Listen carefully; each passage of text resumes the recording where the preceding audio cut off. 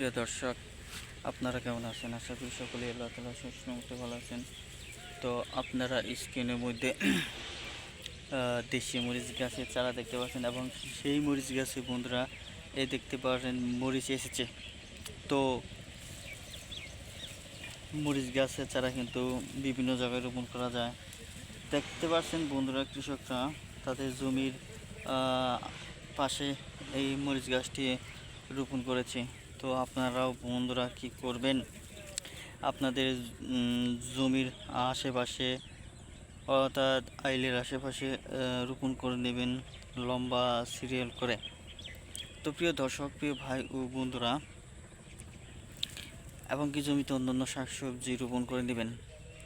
তো প্রিয় ভাই ও বন্ধুরা, আমি আপনাদেরকে বলবো আপনারা চাইলেও বাড়িতে রোপণ করে নিতে পারেন, বাড়ির আশেপাশে, বাড়ির সামনে দিয়ে, কিংবা বন্ধুরা বাড়ির এক কোনায়, বা আপনাদের যদি প্রতি জমি পড়ে থাকে সেই জমিতে তারা দেশি জাতের মরিচ গাছের চারা রোপণ করুন, যাতে করে সেই গাছ থেকে যদি বন্ধুরা মরিচ আসে তাহলে আপনাদের আর মরিচ কিনে খেতে হবে না।